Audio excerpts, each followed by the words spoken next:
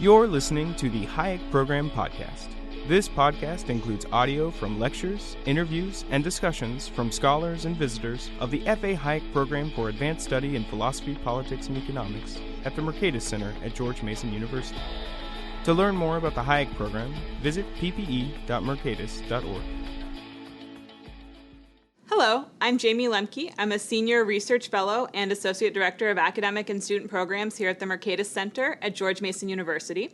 I'm here with Don Boudreaux.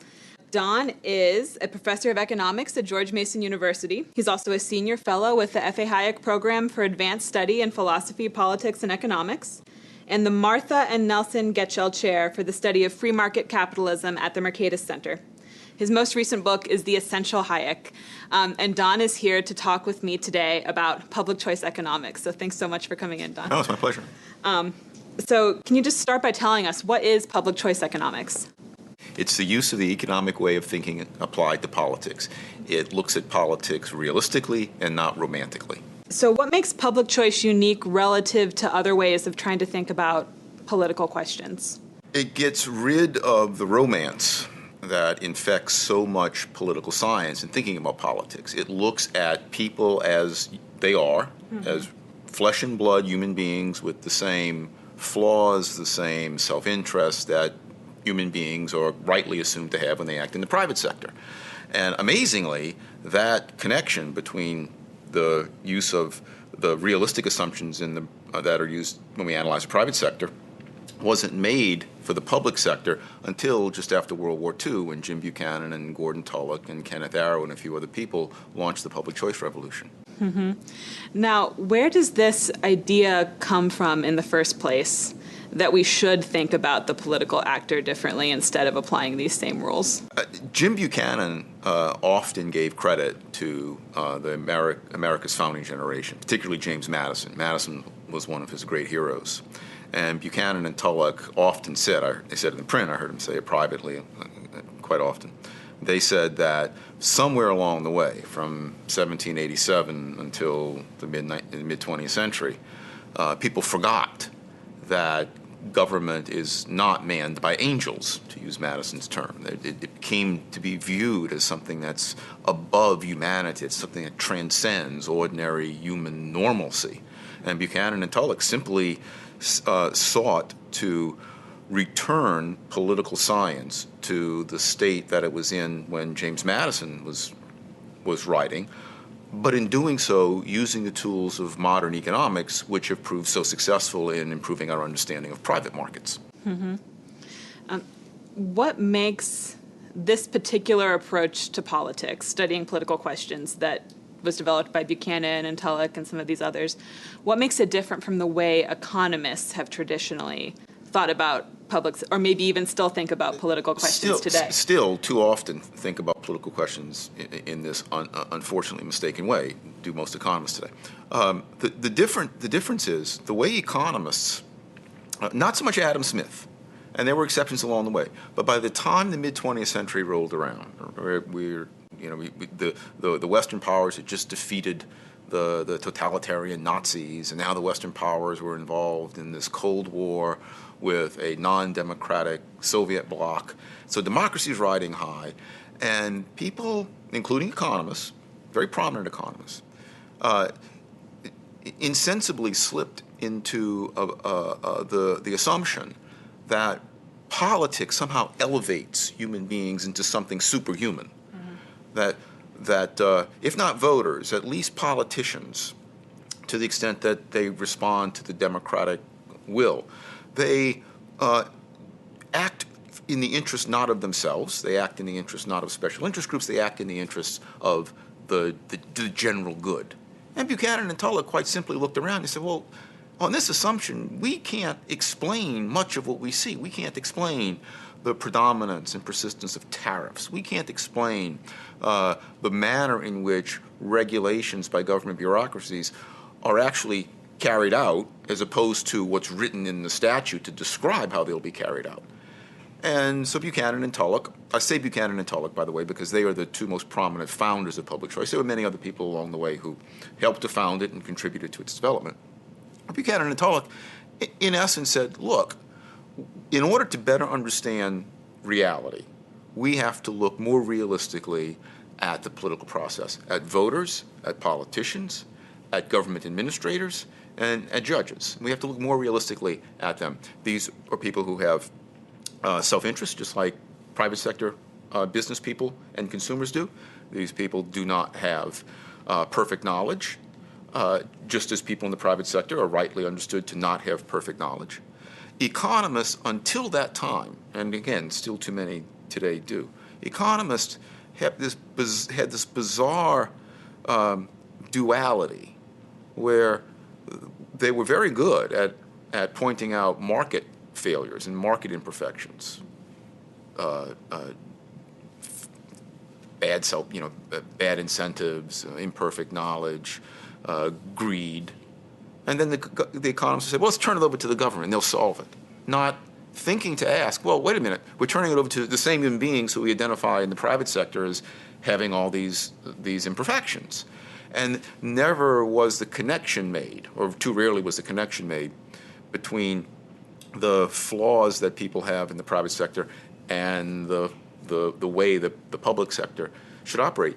To this day, Jayme, as you know, you can pick up a newspaper and you can read many prominent economists identify a problem, be it real or imaginary, and they'll just slip into the conclusion, therefore, we need government to solve it. Well, maybe we need government to solve it, but they never bother asking the critical question, how will government solve it? Will government, with its imperfect people who man it and who go into the voting booths to vote for the people who man it, will government do a better job in all of its imperfection than the market will do in all of its imperfection? And Buchanan was very clear to always point out, he said, look, because the ultimate question really that economics always boils down to is what is the proper role of the state versus the proper role of the private sector. When we want to compare the performance of the state to the performance of the private sector, we have to compare like to like. We cannot compare an idealized, unrealizable public sector to the actual real-world private sector. The actual real-world private sector will always be inferior to the public sector. And so if you do that comparison as it was done almost exclusively prior to the public choice revolution, then there's this great demand for government services, a great demand for the expansion of government, because people say, oh, well, look, the government always works better than the market. And Buchanan says, no. The market is indeed not perfect, but nor is the government. And when we look at the government sector using public choice analysis, we see that it fails in a lot of the similar ways, in a lot of ways similar to how the market fails. Indeed, in some ways it fails even worse, because in many ways the incentives they face in the public sector are worse than the incentives that they face in the private sector. So you get worse outcomes. But either way, it's not a conclusion-driven science. It's a science that simply says when we want to understand the proper respective roles of the state versus the market, we have to compare the two in a way that uses the same assumptions about human motivations in one as is used in another. You bring up this issue that it is dangerous to compare the real-world version of one system with the fictionalized or idealized version of a different type of system. What are some examples in your mind, historical or contemporary, of some issue that an economist might get wrong if they fail to take some of these public choice questions into account? And well, we don't have enough videotape to allow me to list them all. A couple of examples. One is one that I'm familiar with in my own research, and that's antitrust. So if you look at the theory of antitrust in the United States, markets aren't perfectly competitive, and they're not. Right? And so in order to correct this problem, we'll call in the antitrust administrators, and they'll fix things. Right? Well, the antitrust administrators have their own incentives. The antitrust administrators are not perfectly informed. They do not have ideal incentives to satisfy consumers. Their incentives are to satisfy political constituencies. And when you look at the actual history of antitrust, as opposed to the idealized theory of what antitrust is supposed to be, what you find is that antitrust has largely been used not to promote competition, but to stymie it. This is a conclusion that the vast majority of people who have studied the actual history of antitrust come to. It's a surprisingly widely accepted conclusion among antitrust scholars. A more recent example, I'm just picking them almost at random, is the carbon tax issue. So there's this alleged problem with too much carbon being emitted into the atmosphere. Let's assume, for argument's sake, that is in fact a real problem. Right? It does not follow from that therefore we should empower government to solve the problem, because although many economists leap to that conclusion, because the same poor incentives, the same flawed institutional structure that might be at work causing carbon emissions to be excessive are also in play in the public sector. So we get these imperfect decisions made in the public sector. And so we can't assume that even if there is, in principle, some idealized solution to how much carbon emissions ought to be reduced, we can't assume that if we give power to government officials to bring that solution about, that they in fact will do it. They may get it wrong, just out of pure intellectual error. More likely, says the public choice scholar, is these officials will have strong incentives to satisfy powerful constituencies, and so the actual way in which government will deal with the carbon emissions problem is not to bring about a solution in an apolitical way that satisfies some scientist sitting in a laboratory, but instead in a way to enrich politically powerful constituencies, probably at the expense of the general public. Right. When did you first encounter the ideas of public choice? When I was an undergraduate at a place called Nichols State University in South Louisiana, I had a very, very good mentor, a man named Bill Field. And I remember going to his office one day, and he said, well, you should read the works of James Buchanan. James Buchanan, the only James Buchanan I knew was this guy who was president before Abraham Lincoln. I knew he wasn't talking about this guy.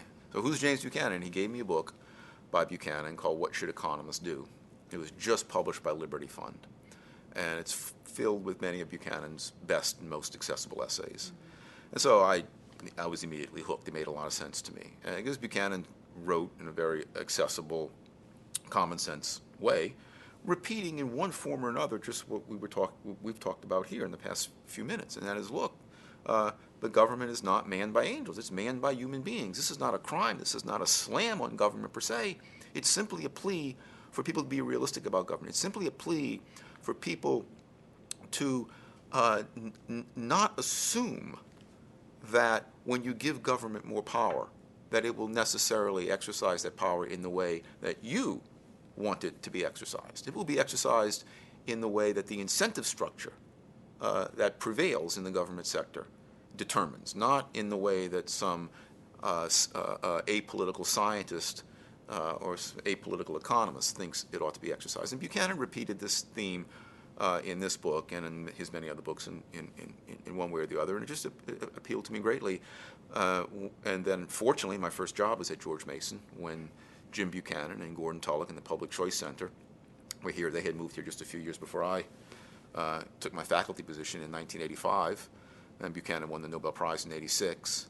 And that was a very satisfying event, because it confirmed, for those of us who had long admired Buchanan's work, in particular, and public choice scholarship in general, it conferred some much-deserved intellectual credibility on this branch of economics that it didn't quite have before. It should have had it, but it didn't quite have it.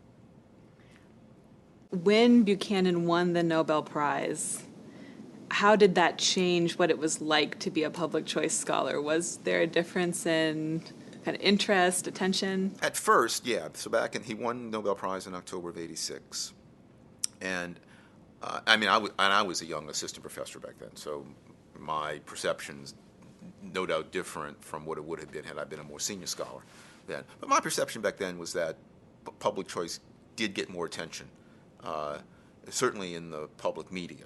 You saw Jim Buchanan and public choice being mentioned more frequently by national columnists such as George Will and William Safire. I know it had an effect on the economics profession the prize did not have the effect that I thought it would have, that I know Buchanan thought it would have, and that we all hoped it would have. Too many economists today remain ignorant of public choice. Not by ignorant, I mean it's not that they've read it and said, I don't think it's right. They just remain ignorant of it. They just slip into this still old-fashioned mode of being very clever and adept at identifying market imperfections, and then assuming that there is available this angelic transcendent agency called the government that, as long as it's democratic, will solve these problems. That's how too many economists today reason, and it is shockingly unscientific. And so it's a shame that public choice remains as out of the mainstream as it is, although it is more in the mainstream now than it was 35 or 40 years ago. We could have a whole nother conversation about the incentives within the economics profession itself and why that ever came to be. Yeah. Oh, yeah. I have thoughts on that. Yeah. Before we get too far down that direction, though, I want to ask you a little bit more about your own work. So in addition to your academic research and your work at George Mason and the Mercatus Center, you also have a blog you run, Cafe Hayek. Yeah. And there was a related book that came out, Hypocrites and Halfwits, A Daily Dose of Sanity from Cafe Hayek. So how have you used some of these public choice ideas in that more popular conversation, in your academic work? What role has it played for you? The origins of that book, indeed the origins of the blog, is that I write a lot of letters to the editor. And these are short little things I send off to newspapers and magazines. And most of them, certainly the majority of them, or many of them, deal with myths that typically pop up in newspapers or in popular magazines. People have very, very weak knowledge of American economic history and of American political history. So for example, about antitrust, it's not uncommon. You read a letter to the editor in the New York Times or a column in the Washington Post, and you'll have someone saying, well, back in the glory days when Woodrow Wilson was in the White House, he was using the antitrust department to attack monopolies and help the little guy.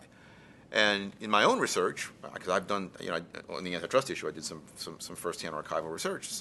That's not true. That is not what the antitrust department was doing back then. It had it was protecting private interests under the guise of protecting the public interest, but it was creating rents and special privileges for powerful political groups at the expense of the general public.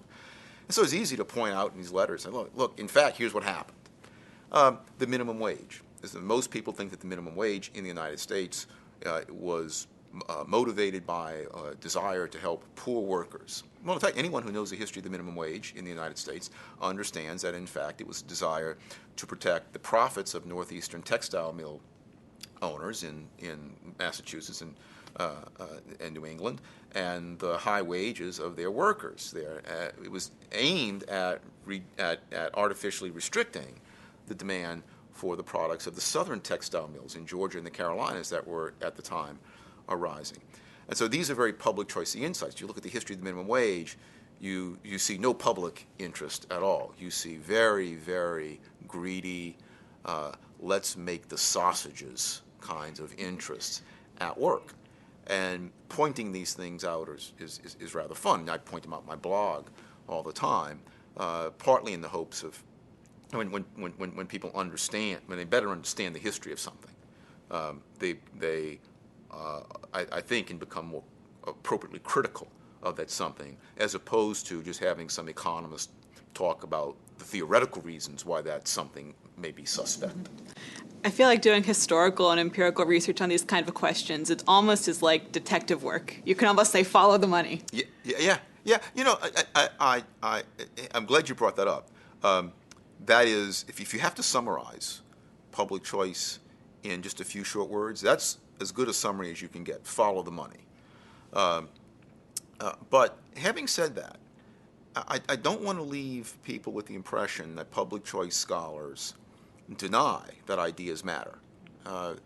Sometimes a handful of public choice scholars, I think, take it too far and will insist that ideas don't matter. The only thing that matters is the alignment of special interest groups and the narrow political incentives that government decision makers face. I don't think that's true. I think ideas, in fact, do matter. I do not doubt that public officials, their chief motivation is to get elected and to remain in office. But because ideas do matter to the general public, elected officials are interested in using that fact also as a means to getting votes. So ideas do matter. There are certain things government officials simply cannot do, no matter how profitable it would be for a special interest group, simply because the general public won't tolerate it. But within the broad confines of what the public will tolerate government doing, that's when public choice is really at its most explanatory. It helps us understand why tariffs still exist. It helps us understand why American sugar farmers have been coddled by the government now going on 32 years. It helps us understand why we have minimum wage legislation. It helps us understand, indeed, a lot of the details of environmental regulation. Environmentalists and people who don't look at these things carefully, they assume that, well, the Clean Water Act and the Clean Air Act and the EPA, these are all, good environmental stewards out there to protect the world against the rapacious and polluting capitalists. And the story is a lot more complicated than that. There are some noble ideas behind it, but the details of it are very, very gritty and public choicey, we might say. The skill of politicians to adjust the ways that these programs are carried out in order to line the pockets of their cronies is really quite something. These kinds of rents are created and distributed quite frequently, again, all under the guise of promoting the public good. Okay, now for someone who has maybe read a little economics, maybe not, but they certainly haven't read any public choice, what would you recommend that person pick up to read some more? As a public choice primer, basically, you're asking. Yes. Yeah, there are a couple of good ones. By far the best one, I believe, is a book by Randy Simmons. He's a professor at Utah State, called Beyond Politics. It's the second edition of a book that Randy wrote many years ago with Bill Mitchell, but now it's in a second. It's a very, very good, clear, and complete introduction to public choice. That's great. And now for you, what is your favorite work? You're marooned on the desert island and you have to have your public choice. What is the one book you can take with you? Can I give two? They're close. Yeah, you can give two. Yeah, I have to give two because they're very close. I'm really quite fond. I'm tempted to say the classics, the Calculus of Consent. This is a great book. But quite honestly, in that situation, I would want with me the two public choice books. One is a book by the philosopher Lauren Lemke and the economist Jeff Brennan called Democracy and Decision. It came out in 1993. I think it's a brilliant contribution to public choice scholarship. It explains why ideas matter and how they matter in the context of public choice. And related to that is our colleague Brian Kaplan's 2007 book, The Myth of the Rational Voter, which extends the Brennan-Lemke view even further. So those would be my two favorite books. Great choices. Yeah. Well, thank you so much for talking to me here pleasure. today, Don. Yeah. And thank you so much for listening. We'll put up some links to these books Don mentioned. Let us know if you have any questions, any comments. Thank you. Thank you for listening to the Hayek Program Podcast. To learn more about the research, scholars, and work of the F.A. Hayek Program, visit ppe.mercatus.org.